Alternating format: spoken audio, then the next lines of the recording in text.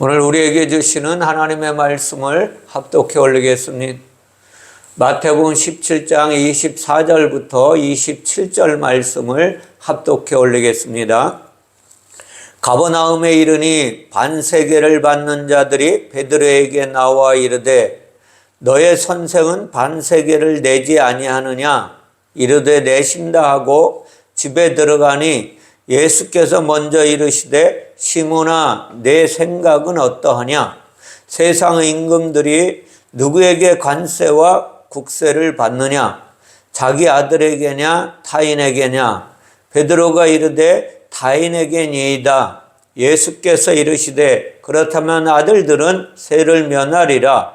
그러나 우리가 그들이 실족하지 않게 하기 위하여 내가 바다에 가서 낚시를 던져 먼저 오르는 고기를 가져 입을 열면 돈 1세겔을 얻을 것이니 가져다가 나와 너를 위하여 주라 하시니라. 아멘. 오늘 말씀을 통하여 반세겔이라는 제목으로 하나님의 교훈을 함께 나누길 원합니다. 오늘 예배하는 모든 이들이 성경에 나오는 지명이나 이름, 사건들을 역사적으로 일어난 그냥 옛날 이야기로 읽어내면 하나님의 의도를 알지 못하는 거예요. 하나님의 의도와 교훈을 받아낼 수가 없는 거예요. 그리고 하나님의 의도를 벗어나서 자기 생각대로 자기 만족에 의해서 살아갈 수밖에 없는 것입니다.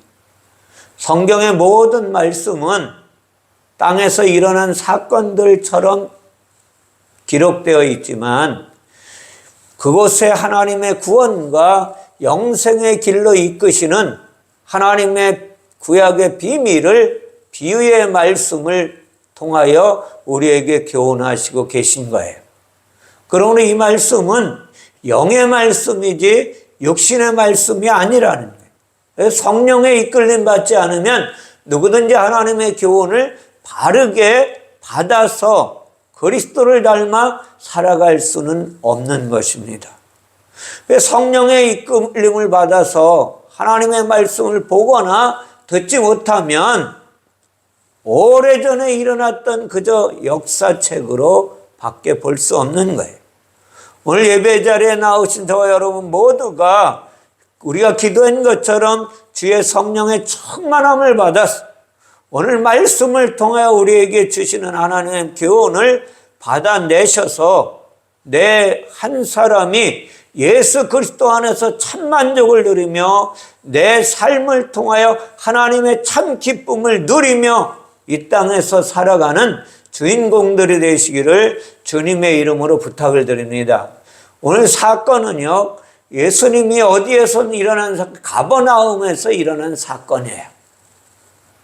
가버나움은 헬라어로 카펠라움이라는 말씀인데 이것이 어디에서 유래됐느냐 하면 히브리어에서 유래된 거예요. 히브리어에서. 히브리어 어디서 유래되냐? 카파르에서 유래됐어요. 히브리어 카파르는 역청으로 덮다라는 뜻이에요.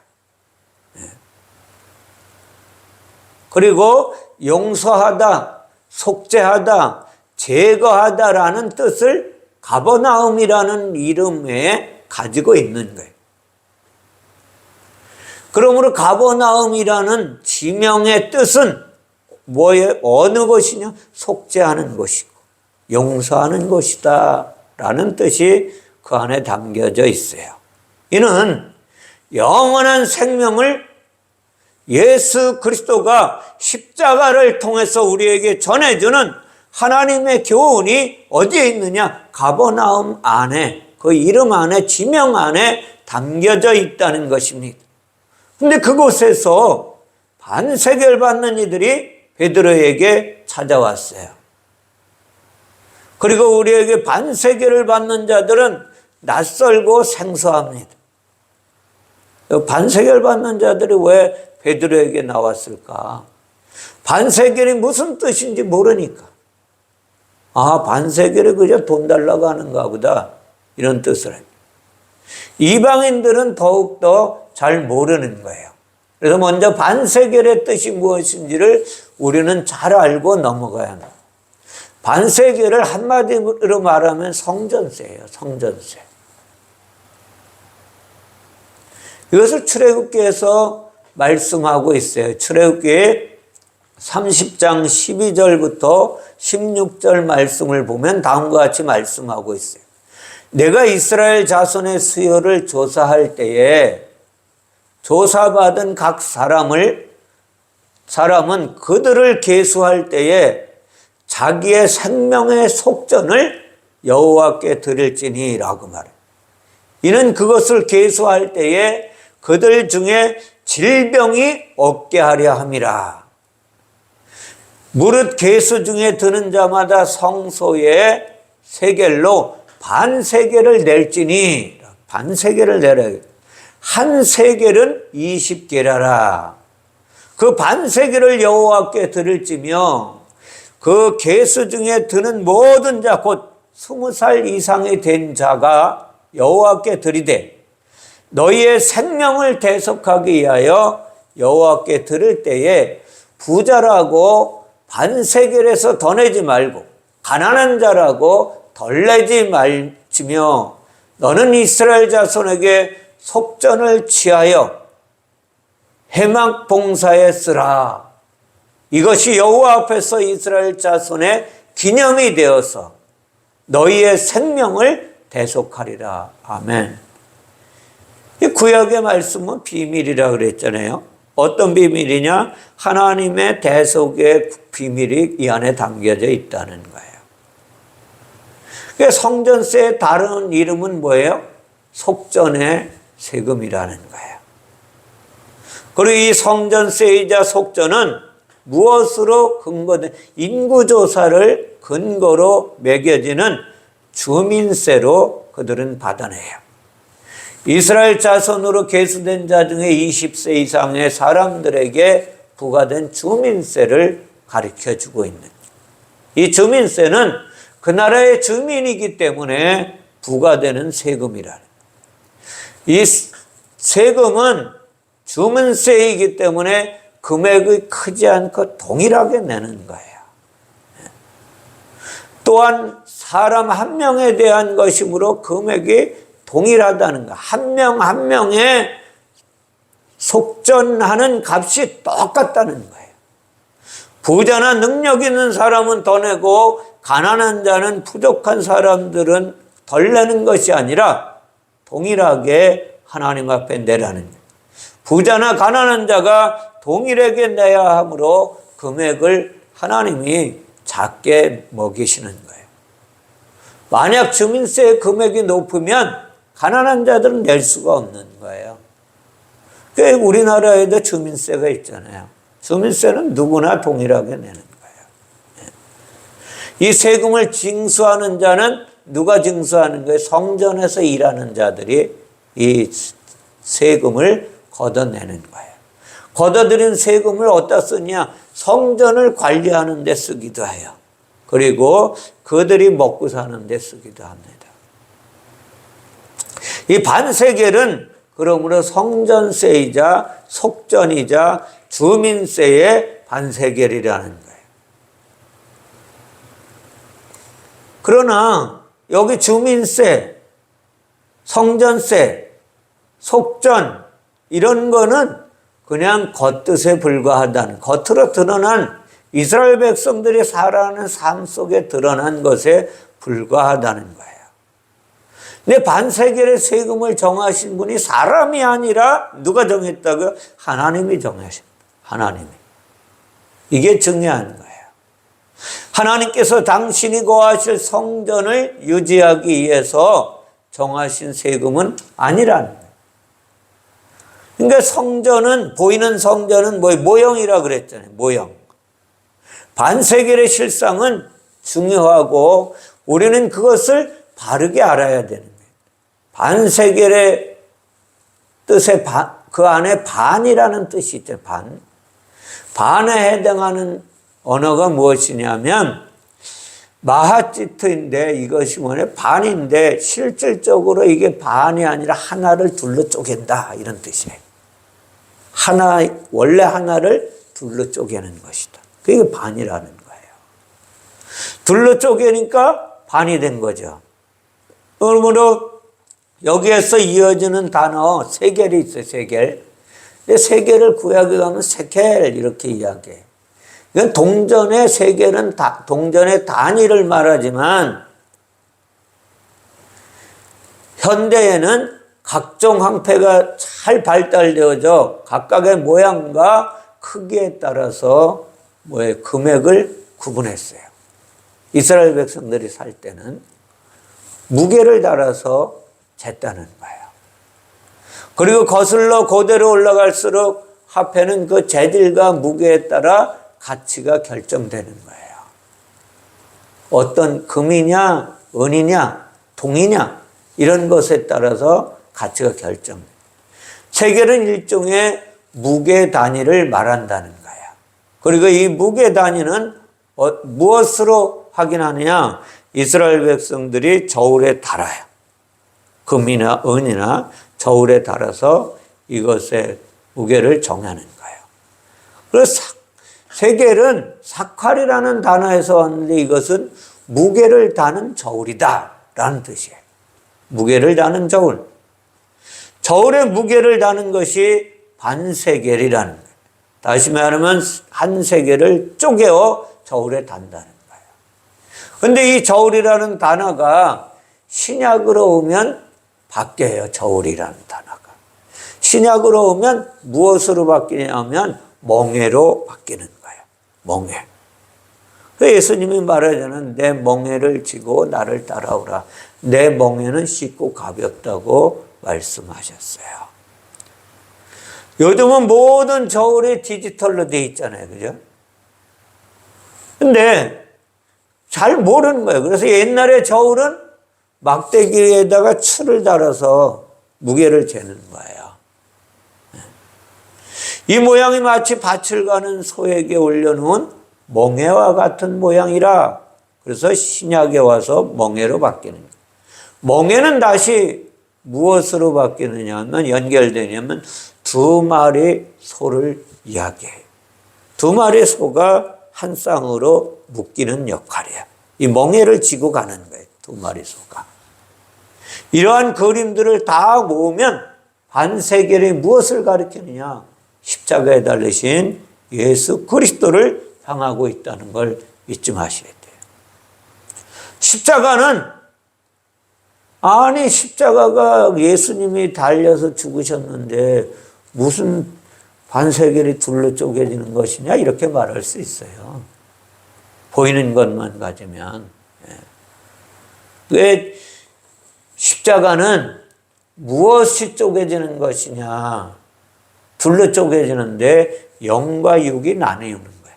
이것이 쪼개진다는 거예요. 세겔은 저울이고 그 저울은 멍에와 십자가로 연결되는 하나님의 교훈이에요. 하나님과 사람을 한 쌍으로 묶어놓는 게 멍에라는 거예요. 무엇을 통해서? 십자가를 통해서. 중요한 거예요. 영과 육이 쪼개지고 죽는 것이 십자가예요. 하나님과 사람을 한 저울에 달아버리는 거예요. 한쪽에는 죄인의 사람이 올라가고 한쪽에는 우리의 죄를 속죄하시는 예수 그리스도가 달리는 게 저울이에요. 그러니까 똑같은 답이 나오는 거예요. 왜? 예수 그리스도의 달림이 뭐가 되느냐? 한쪽에 달린 죄인의 속죄의 값이 되기 때문에. 그래서 한 세겔을 갖다가 누구를 위해서 주라고? 너와 나를 위하여 주라는 거예요. 너와 나를. 자, 이렇게 돼서 저울에 달아서 이 무게가 같아지는 십자가의 달림이 이게 무엇이냐? 반세겔인데 이렇게 평령을 이루면 다른 한쪽으로 기울어지지 않으면 무엇이 되냐? 무죄 판결이 나오는 거예요. 십자가에 달린 죄값의 무게가 결국 무엇으로 나오느냐? 반세겔로 나타나는 거예요. 하나님의 교훈이에요, 이것이. 그래서 성경은 뭐라고 이야기하냐면 반세겔을 속전이라고 말씀하시는 거예요. 반세겔은 단순히 성전에 내는 주민세로만 끝나는 것이 아니라 우리의 죄를 속하려고 오신 예수님에 대한 이야기를 담고 있다. 그래서 성경의 모든 이야기를 예수 그리스도의 사역을 담고 있다는 거예요. 하나님의 구속 사역, 하나님이 우리의 죄를 위하여 십자가에 죽으시고 영생의 길로 인도하시는 하나님의 사역이 모든 성경 속에 담겨져 있는 거예요. 이것을 성령의 이끌림 받아 읽어내지 못하면 그저 한 부분의 사건으로 끝나고 마는 거예요. 반세겔은 보통 은으로 이 당시에 지불을 했어요. 은의 히브리어 뜻이 무엇이냐? 창백하게 되는 것이다 라는 뜻이에요. 은으로 왜 반세겔을 냈느냐 이게요. 창백하게 됐다는. 은은 하얀색을 은이라고 말하잖아요. 이 창백한 색깔은 무엇이냐? 십자가에서 예수 그리스도께서 물과 피를 다 쏟으신 사건을 가르쳐주고 있는 거예요. 물과 피를 다 쏟아서 창백하게 된 예수 그리스도가 반세겔의 값이라는 거예요. 근데 베드로에게 와서 반세겔을 요구하는 사람들이 말한 반세겔의 단어를 원어에 보면 뭐라고 말씀하시냐면, 우리 성경에는 반세겔이라고 이야기했잖아요. 근데 원어는 뭐예요? 달라요. 원어에는 두 드라크마로 나옵니다. 두 드라크마. 신약에는 세겔이라는 직접적인 표현이 등장하지 않아요. 원어에 보면. 은 반세겔에 해당하는 다른 화폐가 등장하는데 그 중 하나가 두 드라크마예요. 드라크마 역시 화폐의 무게단위인데 그 뜻을 따라가면 어디로부터? 용이라는 뜻에서 옵니다. 이 용이라는 단어가 영어로 말하면 어떻게 드래곤으로 만들어져서 나와요. 지금도 사용하고 드래곤. 그러면서 드라크마가 무엇을 가리키느냐? 용을 가리키는 거예요. 네. 성경에는 용을 뭐라고 말해요? 계시록에 하면 용은 뱀이고 타락한 영, 마귀 사탄을 가리킵니다. 하나님을 대적한 더럽고 악한 영이 드래곤이라는 거예요. 그리고 그것이 용이라는 거예요. 이것은 결국 무엇을 가리키냐? 죄인을 뜻하는 거예요. 죄인. 반세겔은 두 드라크마이니까 두 마리 용이고, 두 마리 용이 무엇을 가리키느냐? 뱀을 가리키는 거예요. 뱀의 혓바닥에 뭐가 나와요? 두 개가 나옵니다. 자, 이것을 우리는 잘 아셔야 돼요. 성경에서 가장 중요한 것은 무엇이냐? 뱀은 어디에 달려요? 뱀은 장대에 달린 노뱀을 향하고 있어요. 뱀의 목적지는 장대에 달린 노뱀을 향하고 있다. 모세가 그들을 살리기 위하여 하나님의 명령을 따라 노뱀을 만들어 장대에 답니다. 그리고 그 뱀을 바라보는 자들은 살아나.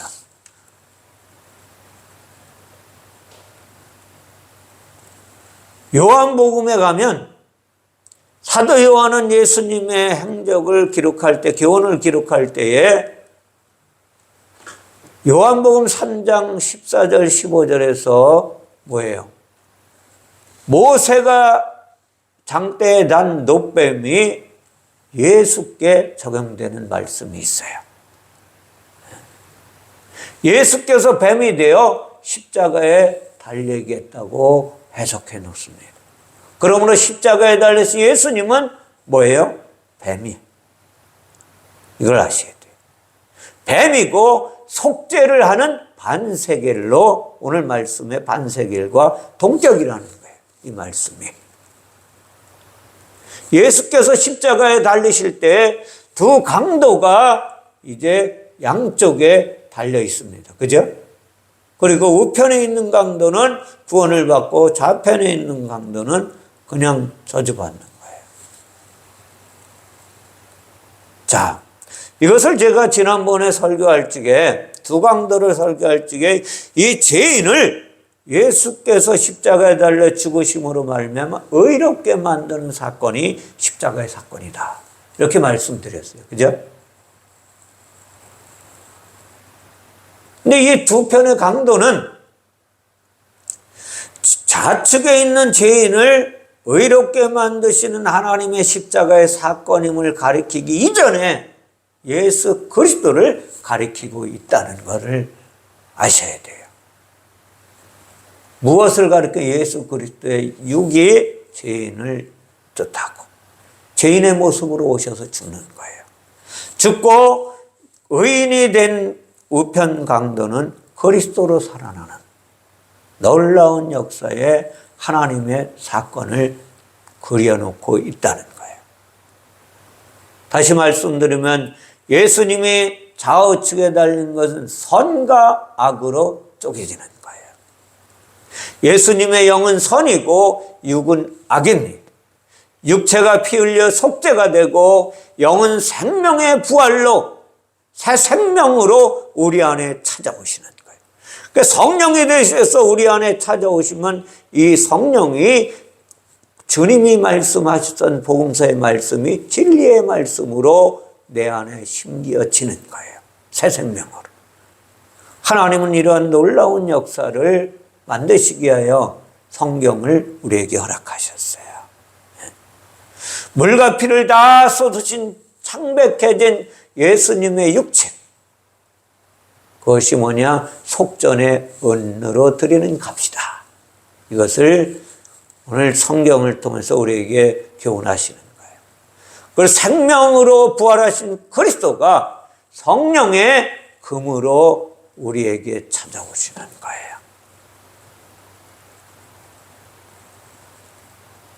그게 진리라는 거예요. 진리는 변하지 않는, 금은 변하지 않는 거예요.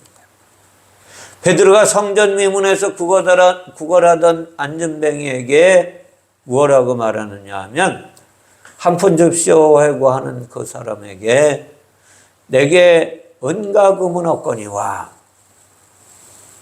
내게 있는 나사렛 예수 그리스도 이름으로 명하노니 내가 이 이름을 주노니 일어나 걸으라고 말씀하신 거예요. 그 은과 금이 뭔지 아세요? 베드로 안에 예수님이 속전을 치르시고 부활하신 생명은 뭐예요? 없지만 그것을 이루신 하나님의 이름, 그 전능하신 이름으로 네가 일어나 걸어라 라고 말씀하시는 거예요. 그것은 내가 너에게 줄 수는 없지만 그건 하나님만 하시는 거기 때문에. 그러니까 너는 예수 그리스도의 이름으로 일어나 걸어라. 그게 뭐예요? 예수가 예수님의 육체 은이고 그리스도가 금이에요. 이걸 아셔야 돼요. 보이는 은과 금은 네가 원하는 그것은 없지만 그 은과 금이 무엇을 뜻하는지 그 본질은, 본체는 내가 가지고 있다. 본체이신 예수 그리스도는 내 안에 계신 그 이름으로 네가 일어나 걸으라고 말씀하시는 거예요. 자, 그리스도는 금을 뜻하는 키리소스라는 단어 안에서 나오는 거예요. 그럼 반세계는 두 드라크마라고 말씀드렸잖아요. 그죠? 두 드라크마. 왜 두 가지 드라크마냐? 이거예요. 그러면 반세겔이 뱀 같은 우리를 위하여, 무슨 말인지 아세요? 타락한 죄인을 위하여 뱀의 모양으로 오셔서 십자가에 달리신 예수님의 속죄가 뭐예요? 두 드라크마 중에 하나예요. 그리고 또 하나는 뭐예요? 예수 그리스도의 부활하심으로 성령으로 오시는 진리의 영이에요. 두 드라크마의 반세계를 받는 자들은 누가 받는다? 성전에서 일하는 자들이 받는다고 말씀드렸어요. 성전세를 거두는 사람들입니다. 베드로는 반세계를 받는 자들이 요구한 것에 대하여 예수님에게 말씀드리러 갔을 때에 예수님은 그것을 미리 아시고 말씀하시는 거예요. 관세와 국세를 누가 내느냐라고 말씀하네요. 텔루스가 관세로 번역된 단어이고 세금을 지불하는 것인데 국세는 호적 등록을 뜻하는 거예요. 호적에 등록된 자들이 내는 세금. 사람이 호적 등록된 것을 기준으로 내는 주민세라는 거예요. 따라서 예수님은 반세계를 출애굽기에 기록된 율법으로 해석해 주신 거예요. 한 사람의 죄값을 지불하는 것이 관세와 국세이고 반세겔의 의미에 담겨져 있는 것입니다. 예수님은 이어서 관세와 국세는 아들이 아니라 타인에게 청구된다고 말씀을 하셔요. 아들은 여기서 무슨 아들을 하나님의 아들을 이야기하는 거예요. 영이 살아있는 존재. 영이 살아있는 존재는 죄값이 필요 없잖아요. 그것을 말씀하시는 거예요. 거룩한 영을 가진 하나님의 아들을 말씀하시는 거예요. 타인은 영계에서 떠나 물질계로 추방된 죄인을 이야기하는 거예요. 죄인. 더러운 영의 육체가 덧입혀진 죄인이 타인입니다. 아들들은 본향이 천국에 거하며 타인은 이방 땅에 거하는 존재예요. 이방인이 타인인데 여기서 말하는 이방이 무엇인지 알아야 돼요. 죄를 지어 육체가 된 사람을 이방인이라고 이야기하는 거예요. 죄를 지어서 하늘에서 땅으로 쫓겨난 존재. 이것이 이방인. 이방인들은 꼭 반세계를 내야 되는, 하나님의 속전이 필요한 거예요. 하나님의 속전이 없으면 이 사람들은 하나님의 아들로 변화되지 않는 거예요. 그것을 오늘 주님이 교훈하시는 거예요. 관세와 국세가 면제된 자들은 성경은 무엇이라고 말씀하시냐면 자유이다라고 말씀하셔요. 그러므로 진리를 알지니 진리가 너희를 자유케 하리라. 진리이신 예수 그리스도의 사역을 잘 알면 예수 그리스도가 왜 이 땅에 오셨는지, 그리고 그분이 왜 십자가에 죽으셨는지 이것을 잘 아는 것이 진리를 아는 거예요. 그러면 자유케 된다. 무엇으로부터 자유케 되냐? 죄로부터 자유케 된다는 하나님의 교훈입니다. 이방인들에게 세금을 걷어서 자국민인 시민권자들이 누리는 거예요. 이러한 관계를 사도 바울은 다음과 같이 말씀하고 있어요. 빌립보서 3장 20절 21절에 우리의 시민권은 하늘에 있는지라 라고 이야기합니다. 그러므로 거기로부터 구원하는 자, 하늘로부터 구원하는 자, 곧 예수 그리스도를 기다리노니 그는 만물을 자기에게 복종하게 하실 수 있는 자의 역사로 우리 낮은 몸을 자기의 영광의 몸의 형체와 같이 변하게 하시는 하나님이시다. 아멘. 그러니까 어떻게 변하게 하시려고 오늘 반세계를 내라고 하시는 거냐? 우리를 아들의 형체로 영광의 모양으로 변하게 만드시려고, 영광의 하나님의 나라로 이끄시려고 반세계의 값을 속전을 지불하라고 말씀하시는 거예요. 근데 왜 속전을 물고기에서 꺼내서 내라고 하시느냐? 이게 아이러니하지요.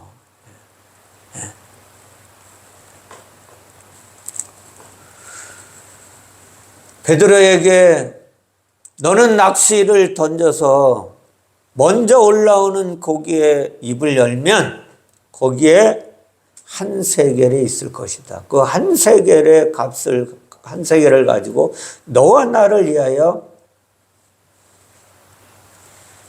성전세를 받는 이들에게 주어라 하고 말씀하세요.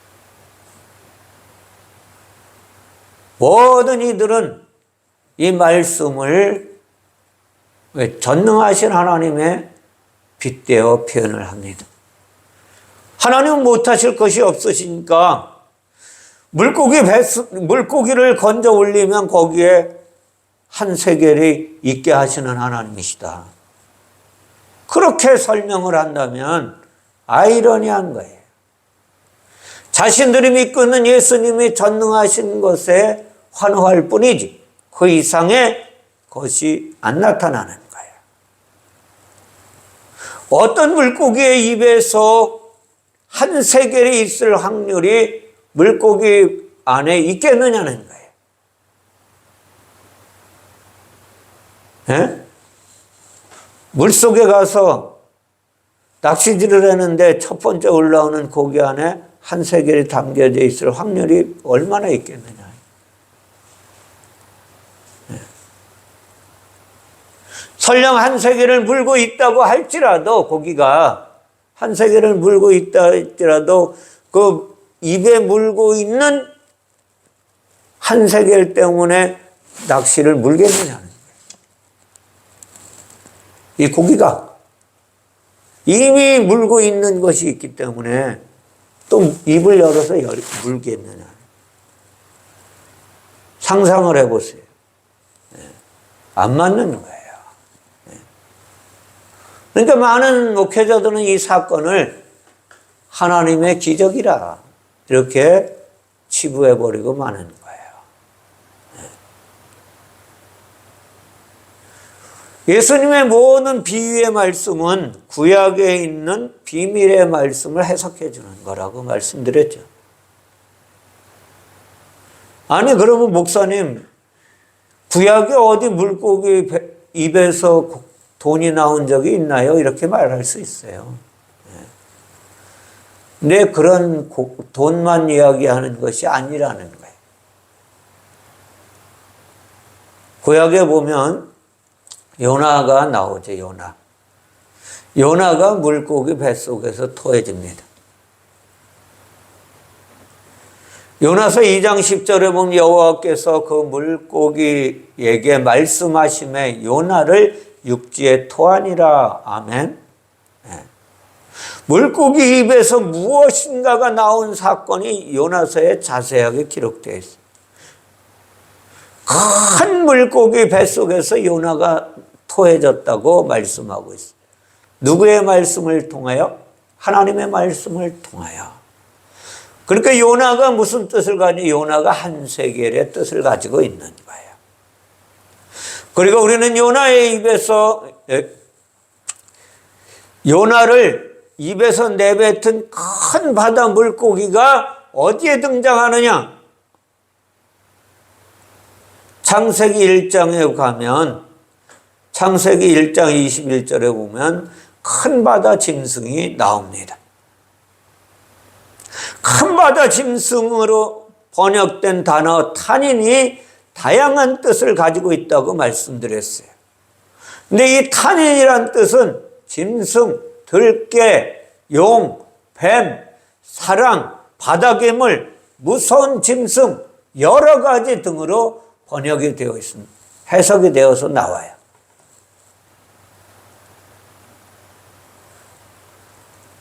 바로 이 말씀 가운데 탄인이라는 그 큰 바다 짐승이 탄인이라는 뜻에서 해석을 하면 우리가 주목해 볼 것은 용과 뱀이라는 거예요. 앞에서 드라크마로 등장했던 것이 누구라 했어요? 용과 뱀이라 그랬죠. 그러니까 여기 큰 바다 짐승 가운데서 토해져 나온다 이런 얘기예요.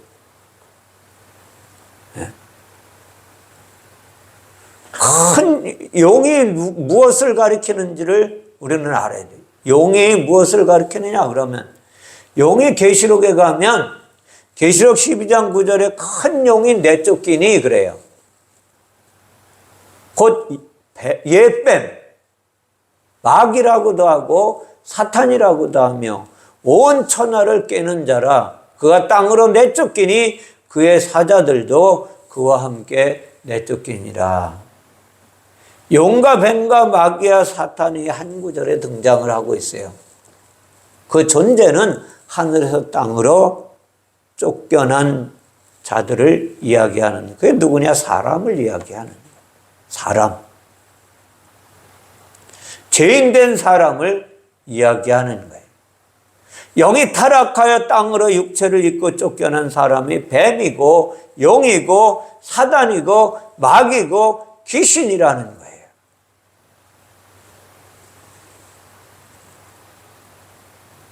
신학자들은 여기서 하나님의 의도를 잃어버린 거예요.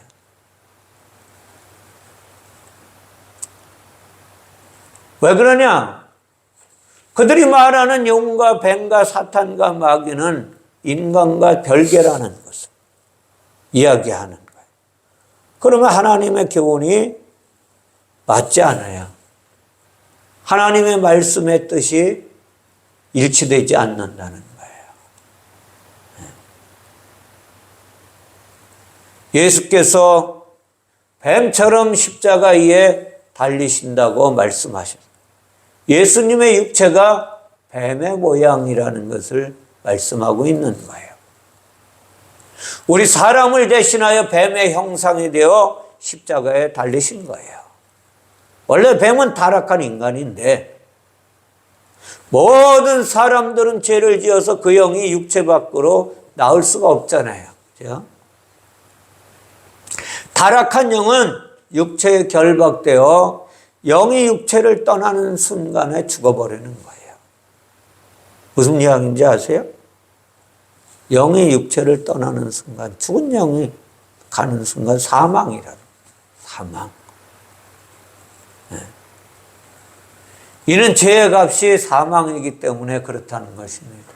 이것이 성경에서 우리에게 교훈해 주시는 하나님의 교훈이에요.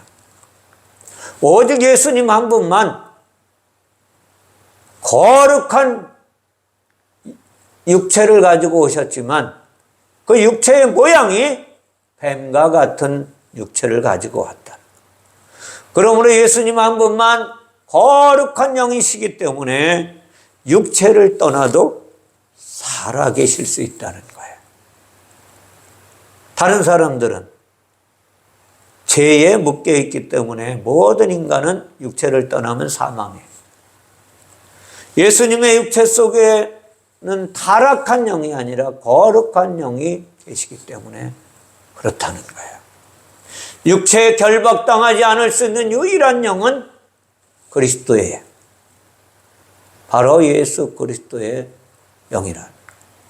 그래서 예수님은 큰 바다 짐승의 입에서 나왔을 때에 부활하실 수 있는 거예요. 큰 바다 짐승이 뭐예요? 육체 속에서 나오는 거예요. 큰 바다 짐승의 모양으로 죄인의 모양을 가지고 이 땅으로 오셨다는 거예요.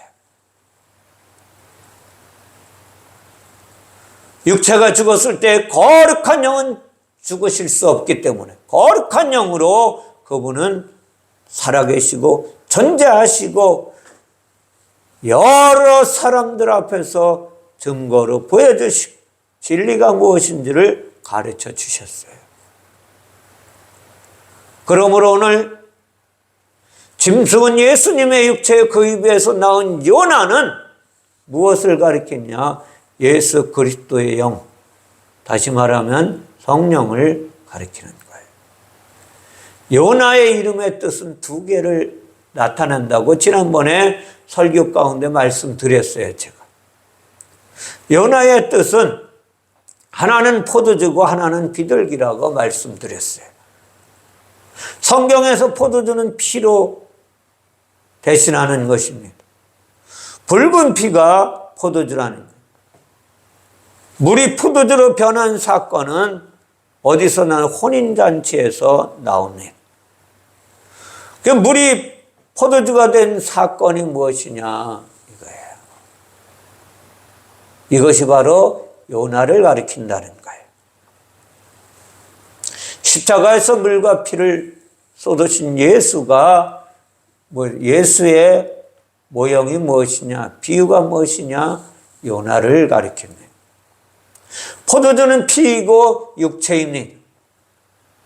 십자가에서 물과 피를 쏟으신 예수가 구약에 나오는 요나를 대언하고 있는 거예요. 포도주는 피이고 육체라고 말씀드렸어요. 육체는 무엇을, 예수는 율법을 완성하기 위해 그 육체의 피를 흘리신 거예요. 피 흘림이 있어야 제사함이 있기 때문에 그렇게 하신 것입니다. 속죄의 피를 흘리는 것이 율법의 완성이요, 육체의 피를 흘리면 어떠한 일이 벌어지냐? 놀라운 부활의 역사를 맛보게 되는 거예요. 누구만? 하나님만이 맛보는 거예요. 육체는 죄인의 모습으로 모양을 가지고 오셨기 때문에 그 육체가 쪼개져도 그리스도 영은 영원히 살아계시고 존재하시는 거예요. 그러니까 사흘 동안에 예수님이 어디 갔다 왔냐? 라고 하는 말씀이 성경에 기록되어 있는 거예요. 그분이 사흘 동안에 옥에 가서 복음을 전하고 오셨다라고 말씀하고 있어요. 서신서에는.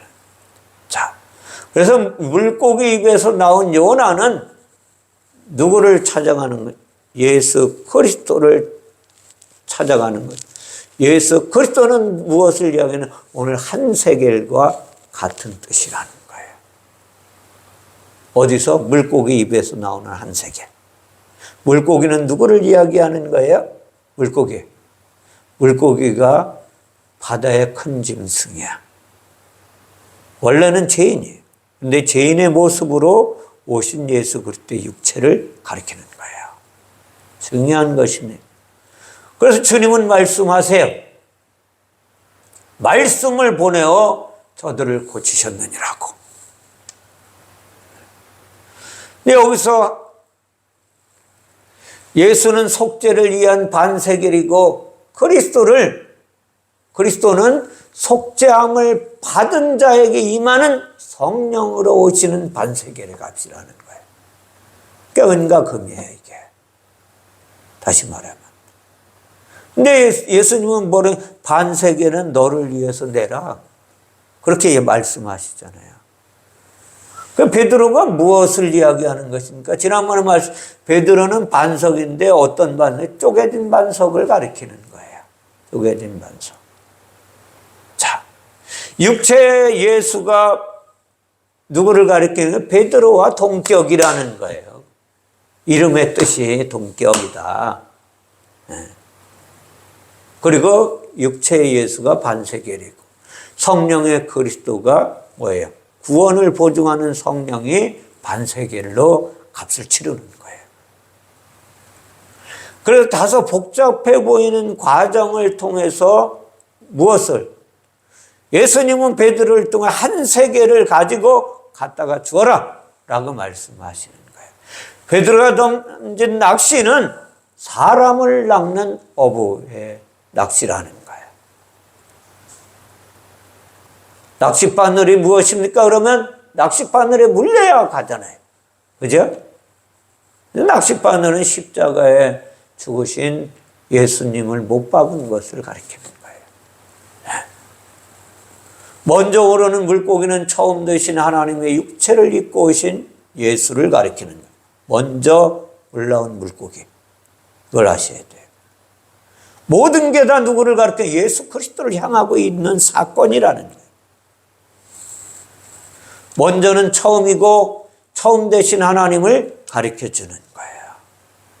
먼저 육체를 입고 오신 예수 그리스도가 오늘 베드로에게 먼저 올라오는 물고기라고 가르쳐 주시는 거예요. 예수님 입에서 나온 말씀이 한세겔이에요. 무슨 뜻인지 아시겠어요? 구원의 값이 한세겔이고 예수 그리스도가 각각 반세겔로 오늘 주님은 반세겔의 뜻을 가르쳐 주시는 거예요. 그러니까 여러분과 제가 무엇 때문에 오늘 이 자리에 있는지를 잘 아셔야 돼요.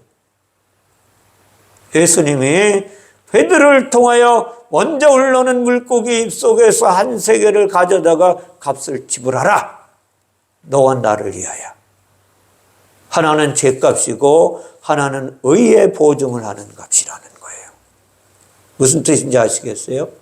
이게 베드로가 나중에 은과 금은 내게 없거니와 고백했던 거예요. 자, 주님은 오늘 일어난 이 사건을 다음과 같이 누가복음 22장에서 선언하십니다. 제자들을 놓고 저녁 먹은 후에 잔도 그와 같이 하여 이르시되 이 잔은 내 피로 세우는 새 언약이니 곧 너희를 위하여 붓는 것이라. 이게 반세겔의 뜻이라는 거예요. 잘 아셔야 돼요. 오늘 주님이 비유로 다 말씀하시는 거예요. 이것을 다시 말씀드리면 히브리 기자는 9장 10절에 염소와 송아지의 피로 하지 아니하시고 오직 예수 그리스도가 자기의 피로 영원한 속죄를 이루사 단번에 성소로 들어가셨느니라. 아멘. 네. 누가요? 예수 그리스도가 반세겔의 값을 치르시고 무엇으로? 자기의 값을 치르시고 그리고 자기의 피로 값을 치르시고 단번에 영이 살아서 하나님의 성소에 들어가셨다. 성수, 여기서 말하는 성소는 우리가 말하는 성막의 성소를 이야기하는 것은 아니에요. 하늘나라의 성소를 가리키는 거예요. 자, 그러면 오늘 반세겔의 값을 치르게 한 세겔을 가지고 너와 나를 위하여 내라 라고 말씀하신 사건을 사도 바울은 에베소 1장에서 다음과 같이 표시해냅니다. 우리는 그리스도 안에서, 다시 말해 성령 안에서예요. 그리스도 안에서는, 그리스도는 영이니까 그의 은혜의 풍성함을 따라 그의 피로 그리스도의 피로 죄 없는 피로 말미암아 속량 곧 제사함을 받았느니라. 아멘. 오늘 주님이 반세겔의 사건을 통하여 말씀하시는 교훈은 바로 여기에 있는 거예요. 이것을 비유로 설명하시고 주님이 완성하시는 거예요. 하나님의 말씀의 모든 뜻은 인간이 할 수 있는 일은 아무것도 없어요.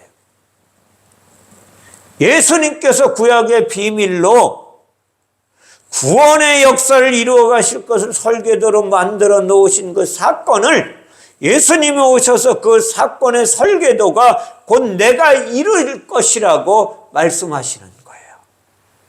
그 설계도대로 내가 하나님의 성전을, 보이지 않는 하나님의 성전을 만들어 갈 것이다.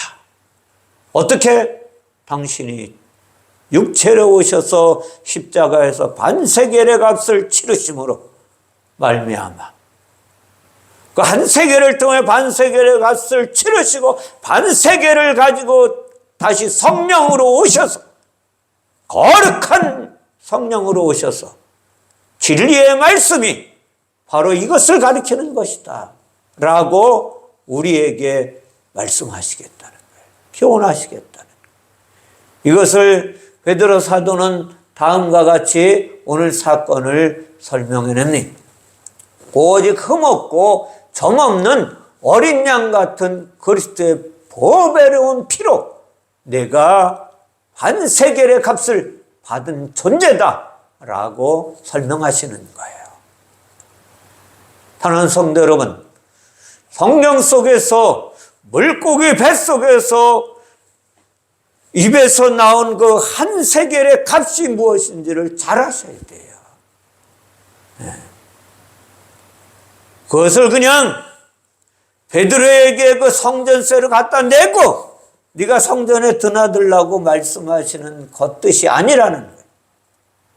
하나님은 전능하시니까 그가 말씀하시면 없는 것으로도 있게 하시는 분이시니까 창세기에서 그가 말씀하시면 빛이 있으셨고, 그가 말씀하시면 땅이 움직이고 물이 움직이고 짐승이 태어나고 땅속에 식물이 심기는 놀라운 역사를 이루어 가시는 그분은 전능하시니까 못하실 일이 없으신 분이니까 그분은 물고기 뱃속에도 한 세계를 있게 하시고 그것을 건져내게 하시고 기적으로만 바라보면 하나님의 교훈은 못 받아내는 거예요. 오늘 반세계를 가지고 내 죄값을 치르라. 그리고 너와 나를 위하여 한 세겔의 값을 가지고 내라 라고 말씀하신 것이 곧 무엇이냐? 예수 그리스도가 죽으시고 부활하신 사건을 가르쳐주는 거예요. 자, 그래서 그 반세겔의 값을 치르신 예수 그리스도의 피, 그 피로만 멀리 하나님과 따로 놀던 우리가 오늘 하나님의 은혜 아래서 그와 가까이 있으면서 그분의 이름을 찬양할 수 있는 거예요. 그리고 그분의 이름을 높일 수 있는 거예요. 그분의 은혜임을 고백할 수 있게 된 거예요. 자, 그래서 에베소에서는 2장 13절에 다음과 같이 말씀하고 있어요. 전에 멀리 있던 너희가, 멀리 있다는 건 뭐예요? 따로 있다는 거예요. 너는 죄인이고 하나님은 의인이기 때문에 따로 있던 너희가 그리스도 예수 안에서 그리스도의 피로 가까워졌느니라. 아멘. 오늘 저와 여러분이 그 하나님의 이름 예수 그리스도를 찬양하며 예배할 수 있는 조건이 여기에 있다는 거예요. 그분이 바다 짐승이 되셔서 이 땅에 바다 짐승 죄인의 모양으로 오셔서 그분의 입에서 나오는 말씀이 무엇이에요? 이루어지는 거예요. 새 언약을 주셨던 그분이 십자가에서 그 새 언약의 약속을 이루심으로 말미암아 그리스도의 거룩한 피를 흘려주심으로 그 반세겔의 값을 치르시고 반세겔로 우리에게 찾아오셔서 금으로 찾아올 성령으로 찾아오셔서 보증해 내시는 거예요. 내가 너희를 이렇게 구원하였으니 너는 나를 따라오라고 말씀하시는 거예요. 요한일서 5장 6절에 주님은 다음과 같이 말씀한 이는 물과 피로 임하신 이시니 물과 피 곧 예수 그리스도시라. 물로만 아니여 물과 피로 임하셨고 증언하시는 이는 성령이시니 곧 성령은 진리니라. 아멘. 그러니까 오늘 말씀의 모든 뜻을 가르쳐 주실 분은 누구예요? 성령. 오늘 주님이 말씀하신 모든 말씀이 진리라고 하셨어요. 진리는 거룩한 말씀이에요. 거룩한 말씀은 무엇이냐? 구원과 영생의 길로 이끄시는 하나님의 말씀이라는 거예요. 그래서 우리는 어떻게 살아야 하느냐? 하나님의 교훈을 바르게 받아야 돼요. 저와 여러분들이 나의 나된 것이 하나님의 은혜인 것을 기억하셔야만. 그분이 바다 짐승같이 타락한 나를, 바다 짐승이 되어서 타락해서 도저히 살 수 없는 존재인 나를 위하여 죄인의 모습으로 이 땅에 오셔서 바다 짐승같이 바다 물고기같이 오셔서 그 입에서 토해내는 모든 말씀은 뭐예요? 반세겔의 값을 치르겠다는 말씀이에요. 무슨 말씀인지 아세요? 저 여러분들의 죄값을 당신 스스로가 완성하고 치르겠다는, 이것을 성령께서 우리에게 가르쳐 주시는 거예요. 오늘 저 여러분 이 하나님의 은혜의 날개 아래 있어야 하는 거예요. 하나님의 은혜의 날개 아래서 내 영혼이 회복되어져 가야만 되는 거예요. 어제 저녁에 성현 권사님이 오셔서 몸이 아파서 교통사고로 오셔서 기도받고 제가 말씀드린 거를 무슨 말씀인지 잘 기억하세요. 제가 이렇게 말씀드렸어요. 권사님, 목요 기도회에 참석하셔서 그렇게 은혜 받으시고 운전을 하고 다니시면서 계속해서 방언 기도하시고 이렇게 하시던 일들을 어디다 갖다 잃어버리고 사시는 거냐. 그때는 500~600만 원 벌 때도 그렇게 하셨는데 왜 1000만 원을 벌게 하시는 길로 하나님이 인도하셨는데 그 짓을 안 하고 사냐?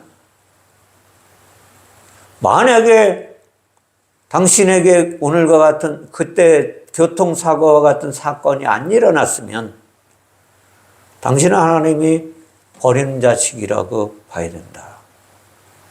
그렇게 말씀드리면 맞다고. 제가 그걸 놓쳤습니다, 목사님.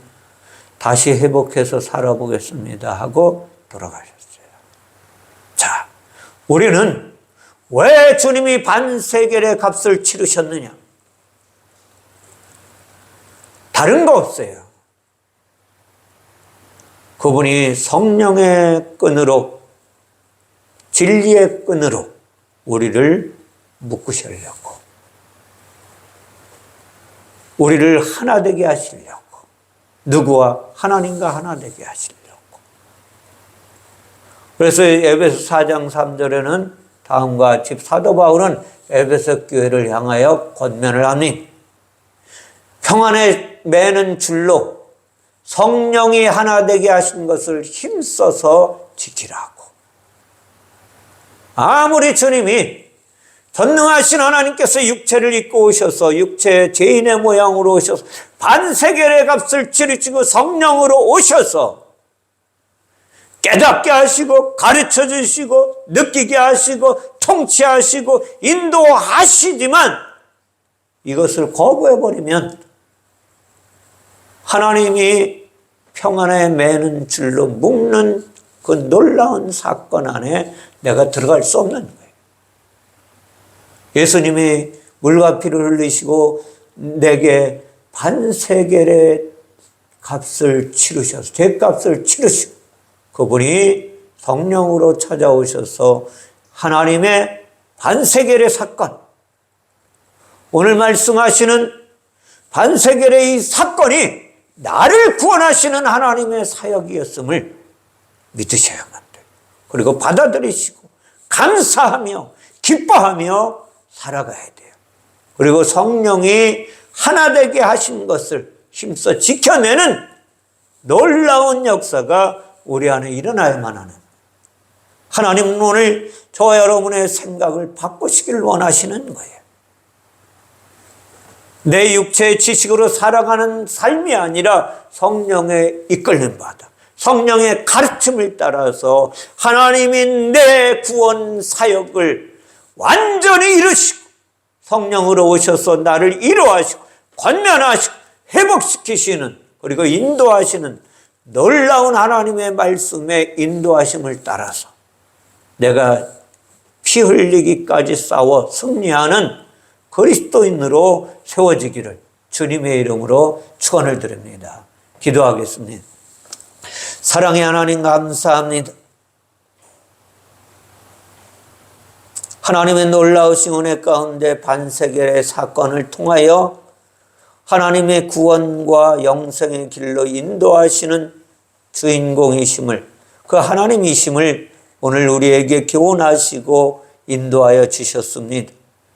그리고 너희는 성령의 이끌림 받아 성령의 그리스도와 하나 되게 하신 것을 힘써 지키라고 명령하시는 하나님의 명령을 오늘 받았습니다. 주님께서는 아버지의 명령이 영생인 것을 요한복음에서 말씀하셨는데 하나님의 명령을 따라 살아가기가 힘들고 버겁기까지 합니다. 성령의 이끌림 받지 못하면 그 누구도 이 길을 갈 수 없는 길입니다. 우리를 불쌍히 여기시고 주의 성령으로 오셔서 우리를 통치하시고 다스리시고 인도하여 주시기를 원하오며 거룩하신 예수님의 이름으로 기도하옵나이다. 아멘. 아멘. 그러니까